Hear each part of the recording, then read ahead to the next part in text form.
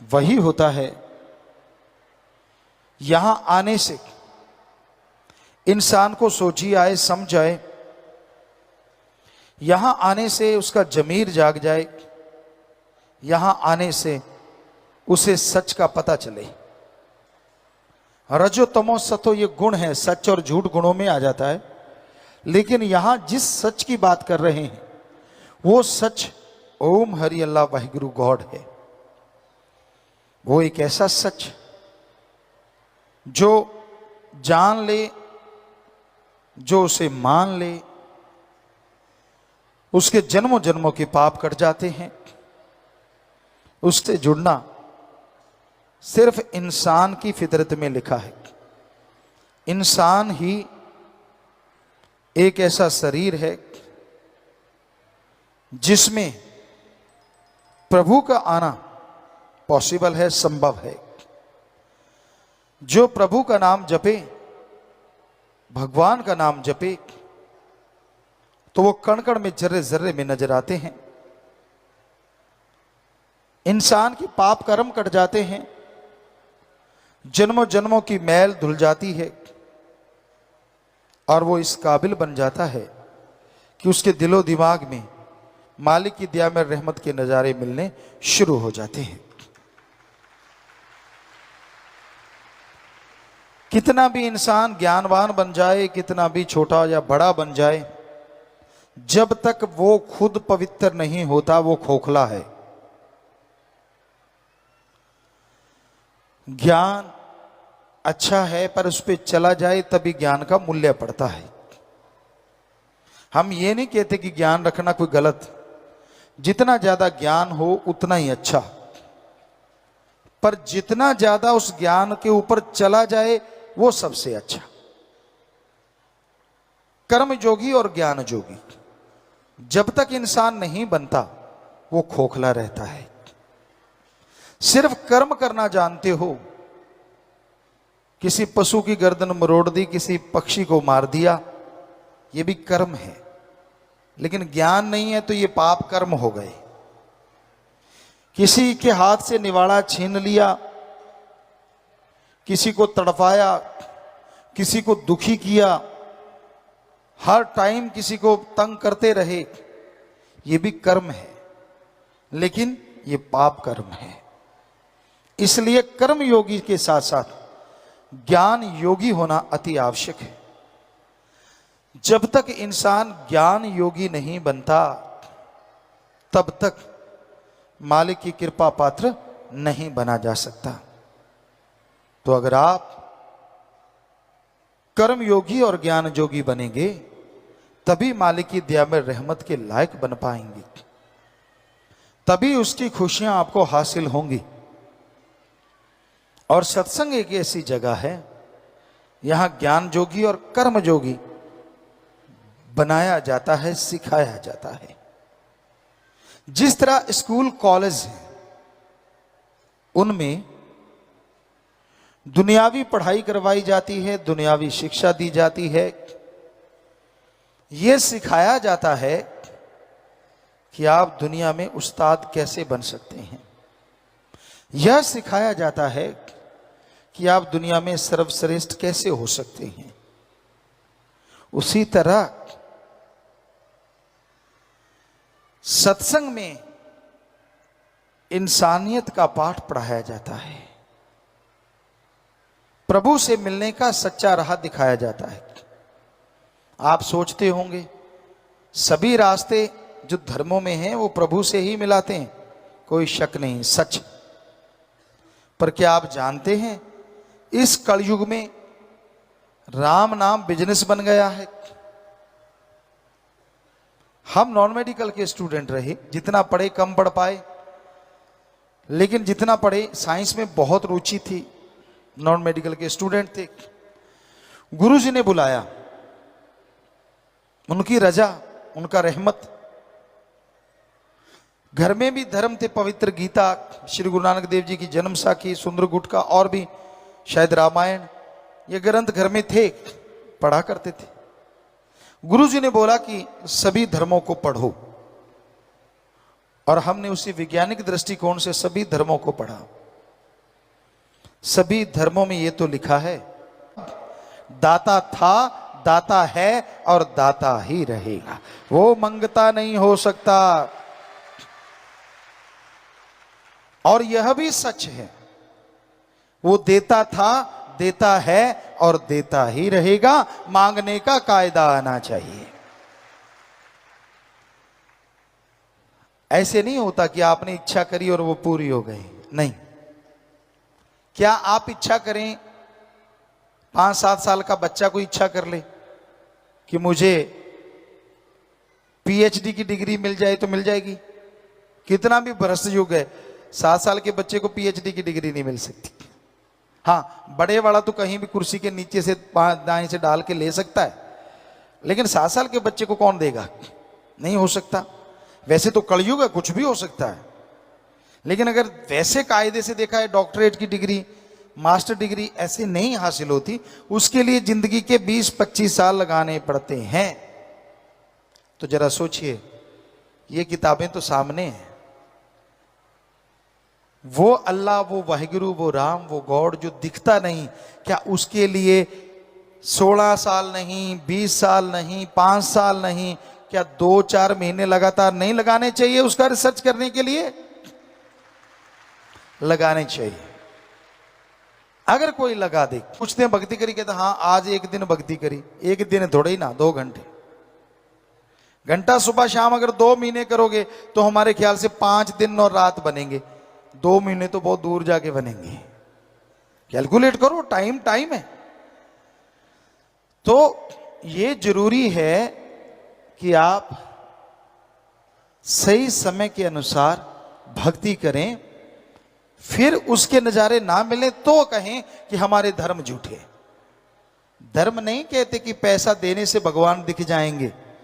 धर्म नहीं कहते कि कपड़ा चढ़ाने से भगवान दिखेंगे। धर्म नहीं कहते कि धूप में तड़फने से, पाखंडवाद करने से भगवान दिखेंगे। सवाल ही पैदा नहीं होता। धर्म हमारे सारे कहते हैं भगवान का गुरु मंत्र, कलमा, मेथड ऑफ मेडिटेशन, वो एक तरीका है। बाय नेम उस गॉड को पुकारो तो वो गॉड जरूर मिलेगा, जरूर आएगा।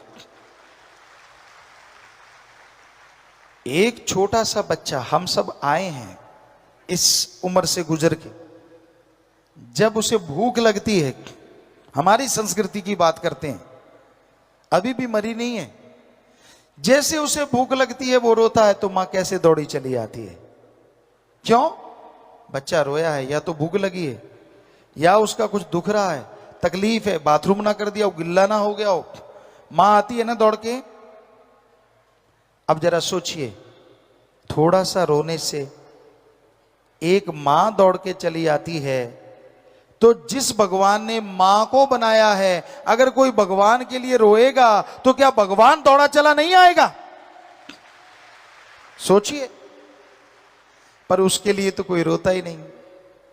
उसके दर पे तब सिर झुकाता है जब 10 लाख का करोड़ मांगता है।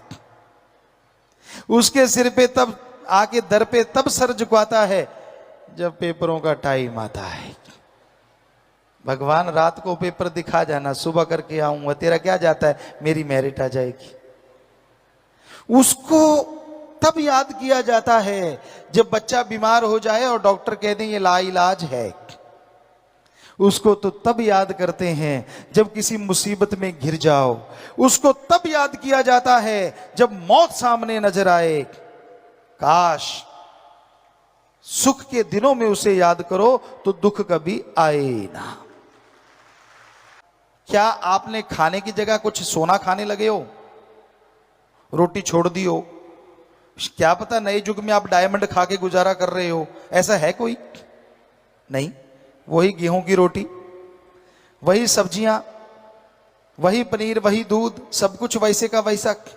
ठीक है, आधुनिक युग है, लेकिन आवश्यक चीजें तो वैसी ही हैं।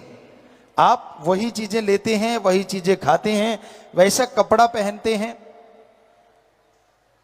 तो उसमें अगर एक चीज और ऐड की जाए, और वो है प्रभु का नाम, कि आप घंटा सुबह शाम 10 घंटे, 24 में से फिर भी 22 घंटे आपके, चलो घंटा छोड़िए, 15 मिनट सुबह शाम, आधा घंटा 11.5 घंटे आपके, आधा घंटा, वो भी 15-15 मिनट, सुबह 15 मिनट, शाम को प्रभु को दे देंगे।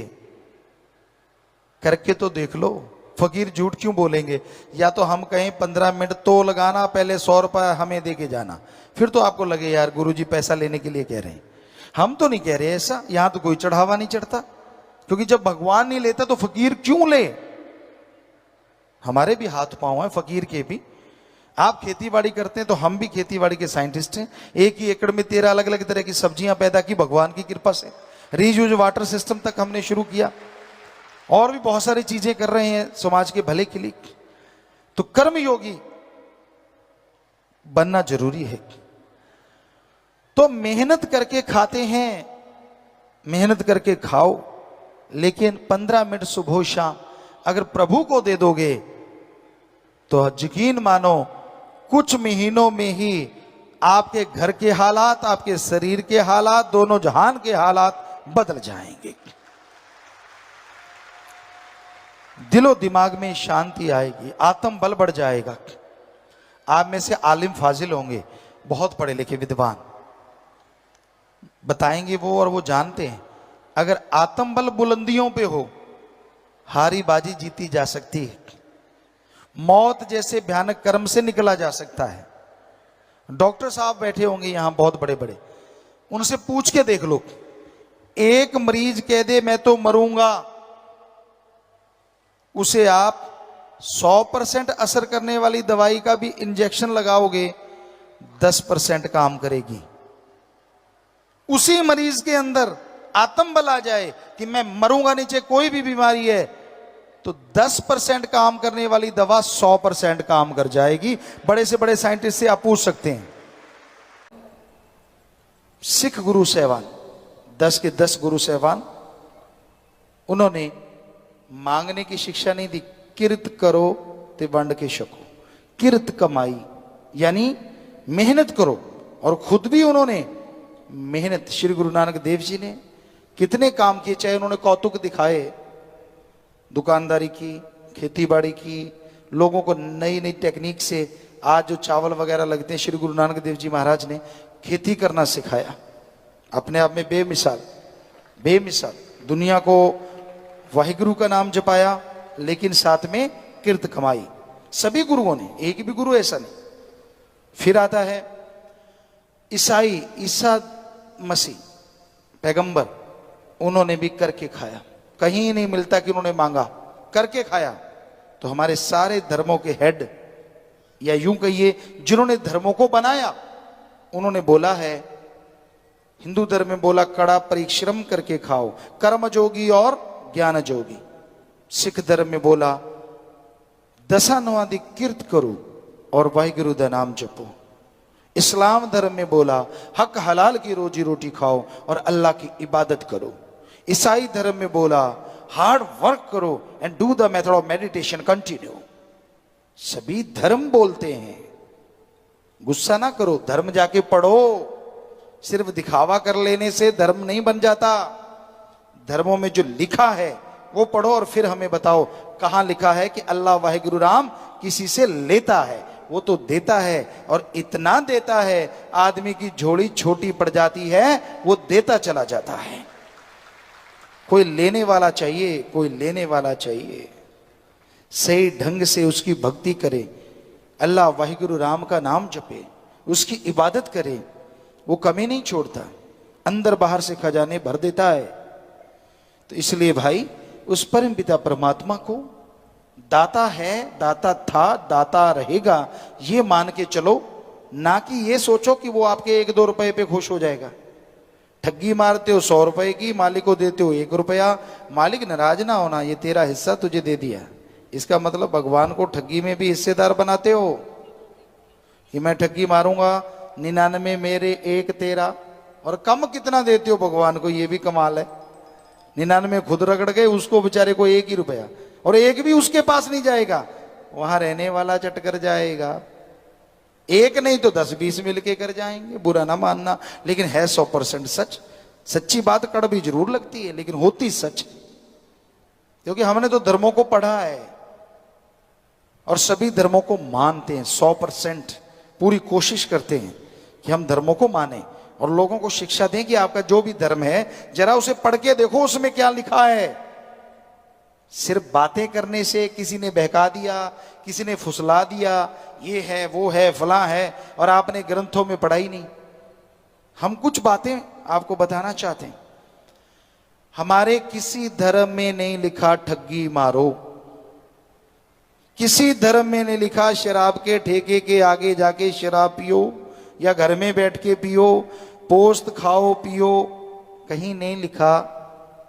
कोई भी नशा किसी भी धर्म में। ਧੰਨ ਸਤਿਗੁਰੂ ਤੇਰਾ ਹੀ ਆਸਰਾ। ਗੁਰੂ ਜੀ ਦੀ ਪਿਆਰੀ ਸੰਗਤ ਨੂੰ ਨਿਵੇਦਨ ਕੀਤਾ ਜਾਂਦਾ ਹੈ ਕਿ ਹਰ ਰੋਜ਼ ਸਤਸੰਗ ਸੁਣਨ ਦੇ ਲਈ ਸਾਡੇ ਚੈਨਲ ਡੇਰਾ ਸੱਚਾ ਸੌਦਾ ਨੂੰ ਸਬਸਕ੍ਰਾਈਬ ਕਰ ਲੈਣਾ ਜੀ।